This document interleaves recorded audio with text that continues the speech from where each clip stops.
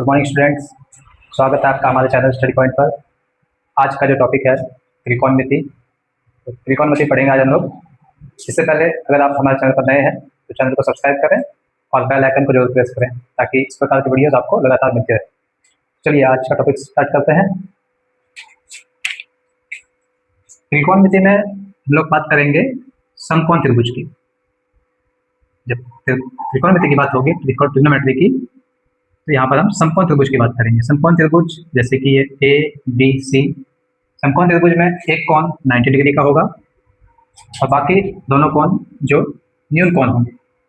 जैसे कि एक कंडीशन लेते हैं, एक व्यक्ति अगर यहाँ पे नीचे खड़ा है और वह किसी मीनार की शीर्ष को देख रहा है, उसकी आंखों से मीनार के शीर्ष को मिलाने वाली रेखा और ये मीनार जो ऊर्ध्वाधर खड़ी है जमीन पर, ये धरातल के साथ 90 डिग्री का कोण बनाएगी। तो इस सिचुएशन में ये बनेगा त्रिभुज, ये कैसा बनेगा? समकोण त्रिभुज। तो समकोण त्रिभुज का ये आधार कहलाएगा, ये कर्ण कहलाएगा और ये लंब कहलाएगा। लंब, आधार और कर्ण। तो इससे रिलेटेड एक थ्योरम है, Pythagoras theorem.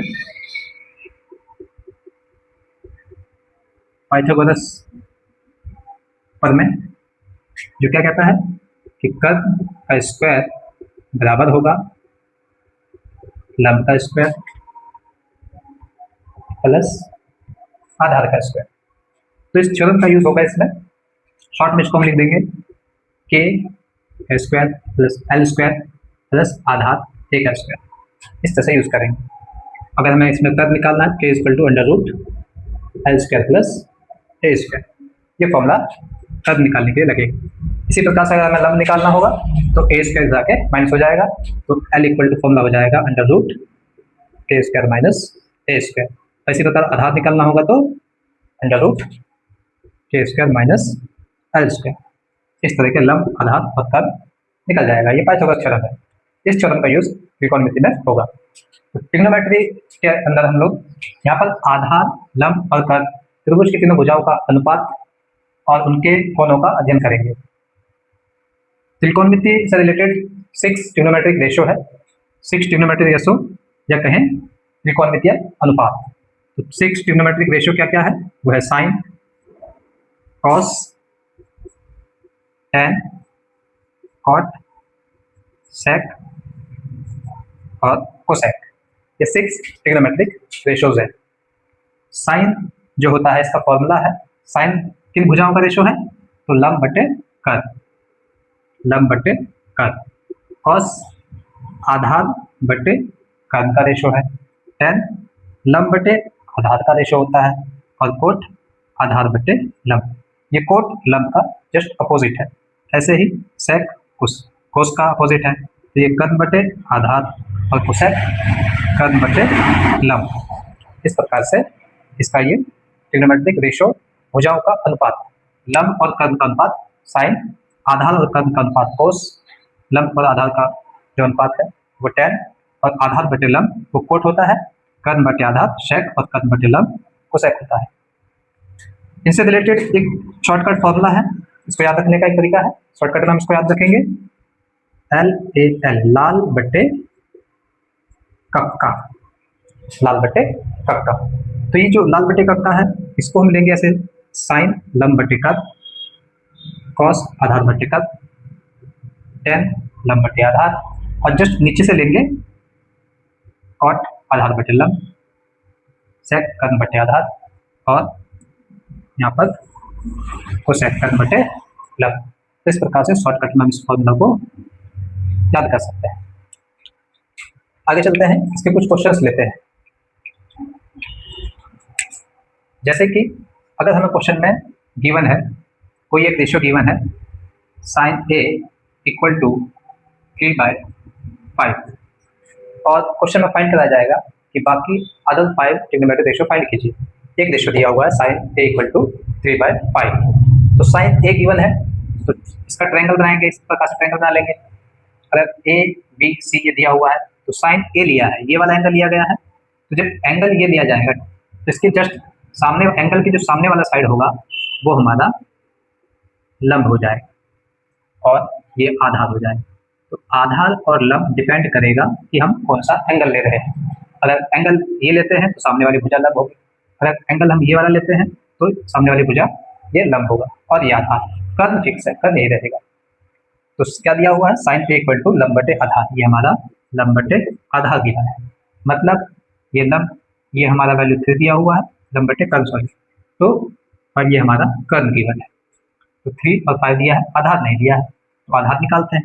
A equal to under root, ये फॉर्मूला था, K square minus L square, under root 5 का स्क्वायर माइनस 3 का स्क्वायर लगाएंगे, फिर 25 माइनस 9 अंडर रूट 16, जो वैल्यू आएगा 4 सेंटीमीटर। 4 आ गया हमारा आधार। अब हमें अदर ट्रिग्नोमेट्रिक रेशियो फाइंड करना है, जो कि ये आधार फाइंड हो गया है। तो अदर ट्रिग्नोमेट्रिक रेशियो, जैसे कि इसको मिटाते हैं, तो साइन तो हमें गिवन है, साइन गिवन था, बाकी ये 5 sec cos 10 cot sec cosec other trigonometric ratio find करना है। तो कॉस था क्या हमारा, आधार बटे कर्व, तो आधार बटे कर्व मतलब ये हमारा फाइंड हो चुका है 4, तो 4/5, तो उसका वैल्यू आएगा 10, लंब बटे आधार तो 3/4 आएगा, कोट आधार बटे लंब तो ये 4/3 आएगा, सेक कर्व बटे आधार तो 5/3 आएगा, कोसेक और यहाँ पर ए लेंगे, कॉस से tan ए, क्योंकि एंगल ए ले रहे हैं, एंगल ए लिखेंगे, तो कोसेक ए इक्वल टू कर्व बटे लंब, तो 5/, ये हमारा कर्व बटे आधार था, जिसमें 5/4 और ये 5/3 लिखेंगे। इस प्रकार से 5 ट्रिग्नोमेट्रिक रेशियो निकल जाएगा। इस तरीके से कोई और क्वेश्चन भी दिया जा सकता है। एक और क्वेश्चन लेते हैं इसका।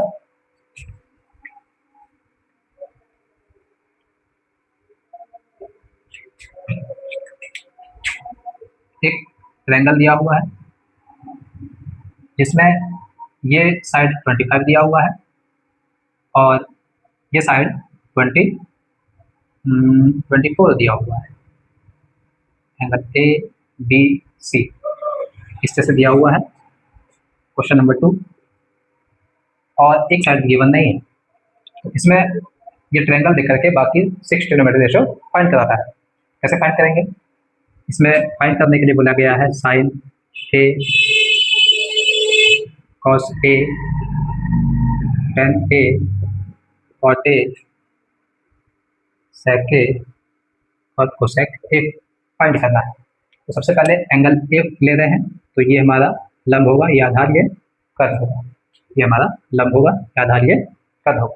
तो पहले हम लंब निकालेंगे, लंब इक्वल टू फॉर्मूला लगाएंगे, अंडर रूट के स्क्वायर माइनस ए स्क्वायर, ये हमारा आ जाएगा 25 का स्क्वायर और ये 24 का स्क्वायर, ये हो जाएगा 625 माइनस 576, माइनस करेंगे कितना आएगा, 49 आएगा।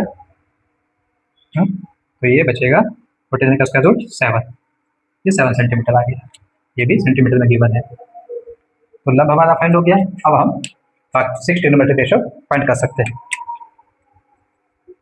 जैसे साइन ए, यहाँ पे यहाँ निकलते हैं, तो साइन ए इक्वल टू लंब बटे आधार, तो लंब हमारा निकल चुका है 7, तो 7/25 कॉस ए इक्वल टू आधार बटे लंब, तो ये 24/25 tan ए हमारा लंब बटे आधार आएगा 7/24, कॉट ए हमारा इसका जस्ट अपोजिट होता है 24/7, सेक कॉस का अपोजिट होता है 25/24 और कोसेक साइन का अपोजिट होता है, ये हो जाएगा 25/7। तो इस तरह से सभी 6 ट्रिग्नोमेट्रिक रेशियो फाइंड हो जाएगा। हाँ, ये याद रखना है कि जो साइन जो होता है 1/, कोसेक होता है, कॉस 1/सेक होता है और tan 1/कोट होता है। तो ये सभी एक दूसरे के इनवर्स हैं। ठीक, समझ में आया ये टॉपिक? ठीक है, चलिए एक और क्वेश्चन लेते हैं। क्वेश्चन नंबर 3, यदि 4 cot A इक्वल टू 3 है तो sine A into cos C का मान ज्ञात करें। तो ये क्वेश्चन गिवन है कि यदि 4 cot A इक्वल टू 3 है तो sine A into cos C का मान ज्ञात करें। क्वेश्चन में हमें गिवन है 4 cot A इक्वल टू 3, तो यहाँ से हम cot A इक्वल निकालेंगे तो ये हो जाएगा उधर 3 के डिवाइड में 3/4। तो cot क्या होता है हमारा, लंब बटे आधार। इसका मतलब ये लंब और आधार, सॉरी लंब बटे आधार। तो लंब और आधार गिवन, ट्रायंगल बनाते हैं। ट्रायंगल ए बी और सी, बी समकोण लेते हैं। तो एंगल ए लिया हुआ है, एंगल ए यहाँ पर है, तो लंब बटे आधार गिवन है। कद फाइंड करना है, तो कद बराबर under root L square plus A square formula है।